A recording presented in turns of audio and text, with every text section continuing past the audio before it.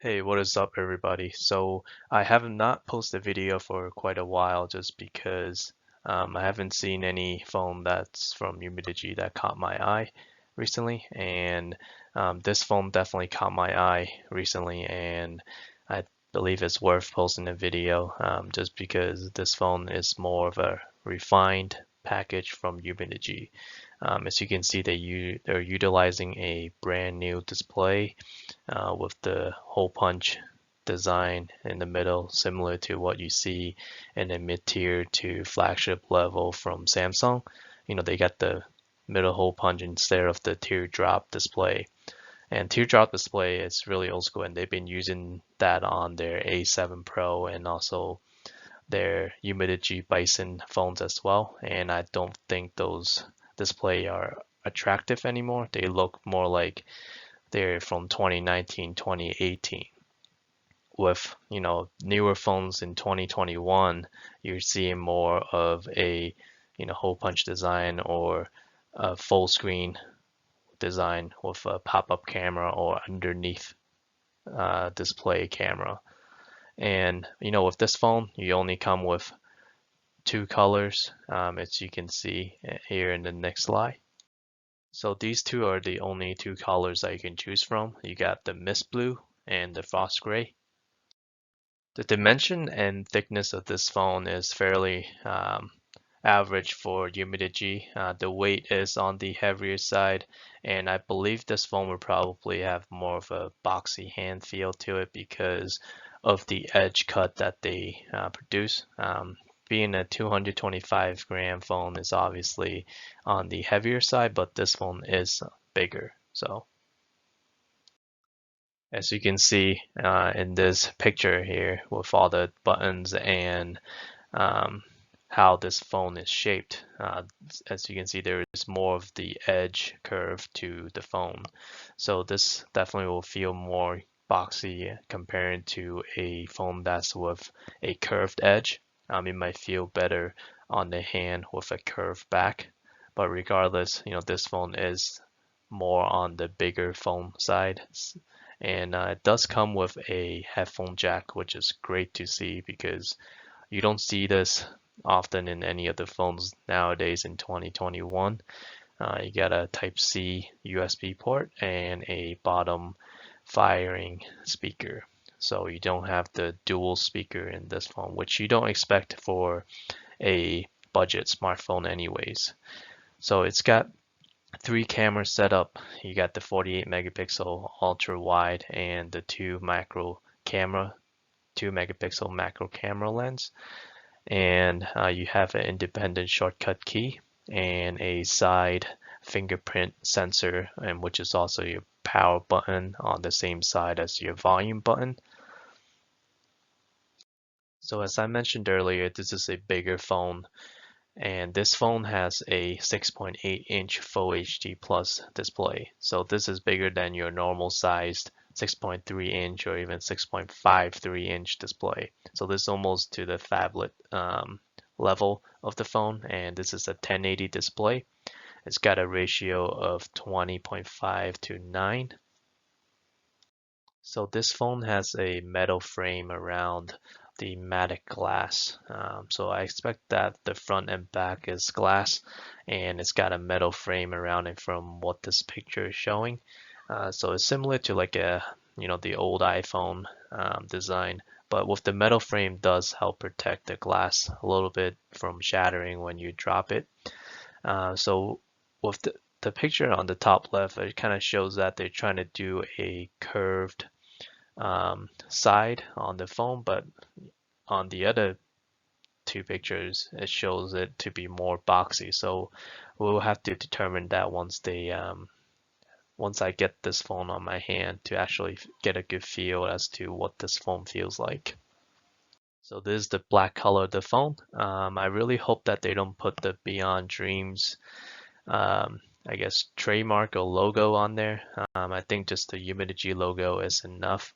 And I don't think this logo Beyond Dreams is appealing, even though it is a good motto. But we'll see that with Umidigi would actually put that on their phone. but it seems like that's the case since I've been seeing that logo on all their advertisements. So this phone uses the Helio G80 processor. I believe that is the same processor that they put in the S5 Pro. So they're using a higher tier processor to their lineup now, and that is good to see.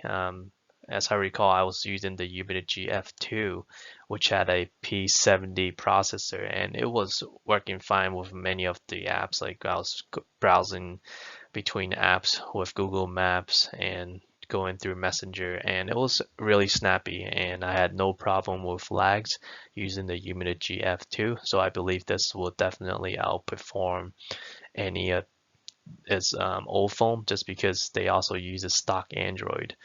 Currently, I'm using the S21, and the Umidigi F2 actually provided me a more snappier experience than my S21, which uses a Snapdragon 888, and that is the top tier processor. So, it's something that you have to use it personally to get a personal experience from, using the phone. But regardless, this G80 Helio MediaTek processor will definitely suffice most people's uses. So there are two options that you can choose from for this Umidigi Pro Max. You got the 4 GB version with the 128 GB storage and the 8 GB version with the 128 GB storage.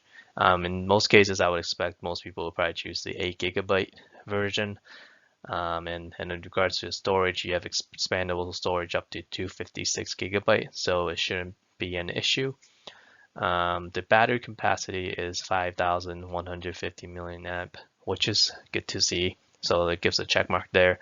But in regards to fast charging, it only has 10-watt Type-C fast charging, so that is kind of slow. I believe that's where the trade-off came about to help reducing the price. Because previously, I believe most Umidigi phones have 18-watt fast charging.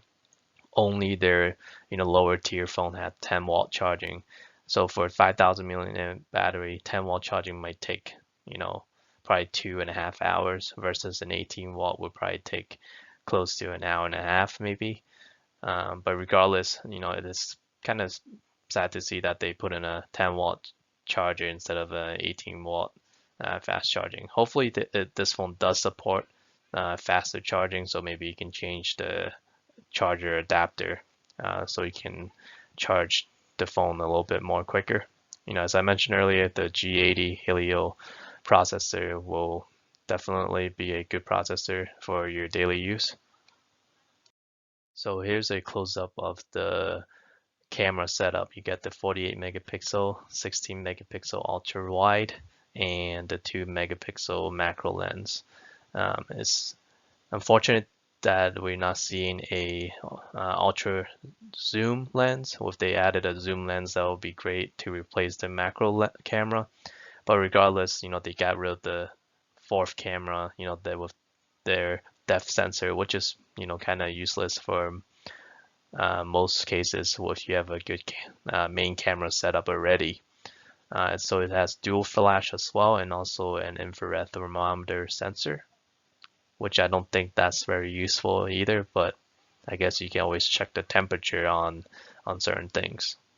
So here's a more specification on the camera setup. So it has the Sony main camera as the sensor, and if you going through the features again, you don't see a steady videography feature.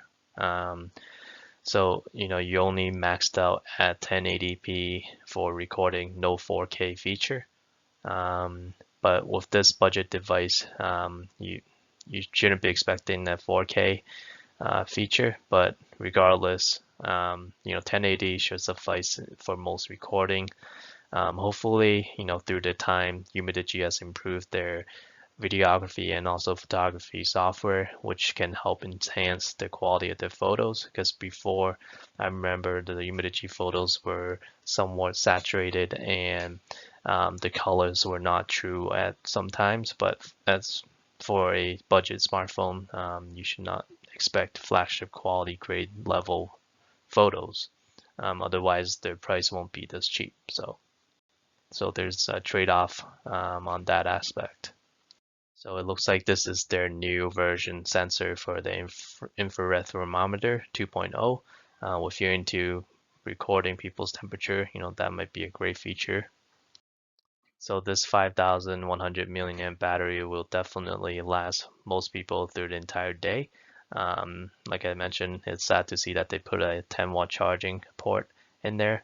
I'm not sure if that will change or that will or this phone will allow for faster charging.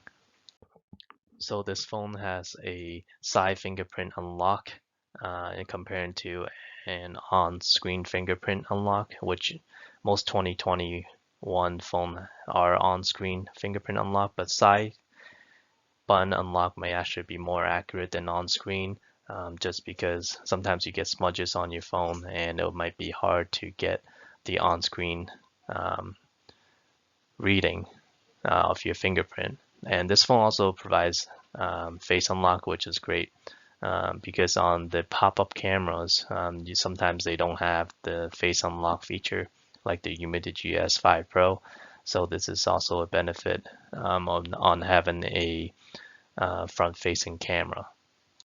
So this phone has an independent key to open designated apps, and so there's a quick launch button almost, and you get the 2 SIM card tray slot and a micro SD card, which you definitely won't see in flagship phones with the 2 SIM cards. And this is beneficial when you do a lot of international travel, when you need to have 2 SIM cards, and then you don't have to keep hold of your primary SIM card in case you lose it as well. You can just leave it on your phone.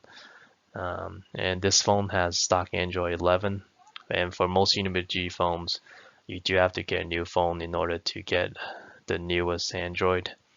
So if you're holding a Umidigi F2 or a Umidigi S5 Pro with Android 10, you most likely won't get a new Android update. And this phone only has 4G LTE, which is understandable just because it's a budget phone.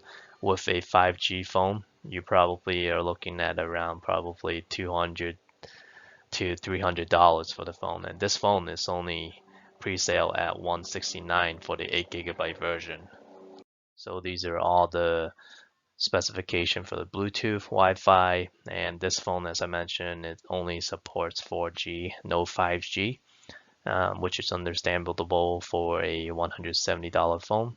But there are OnePlus 5G Nord, which is selling around $200 price mark as well. So that's something that you have to be aware of if you're seeking for a 5G phone.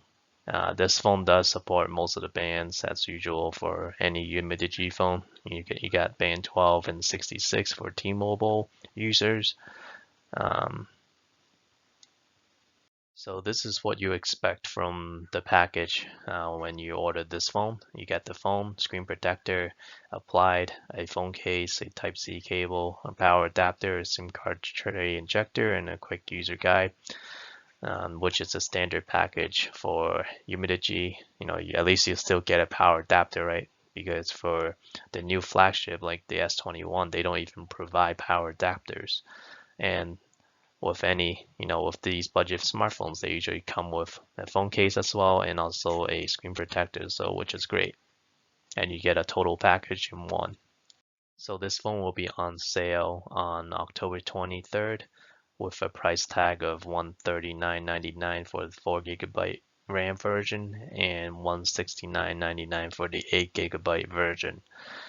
So this phone, I think, is priced at a pretty good price point given all the new and refined features that they have, with the exception of the charger.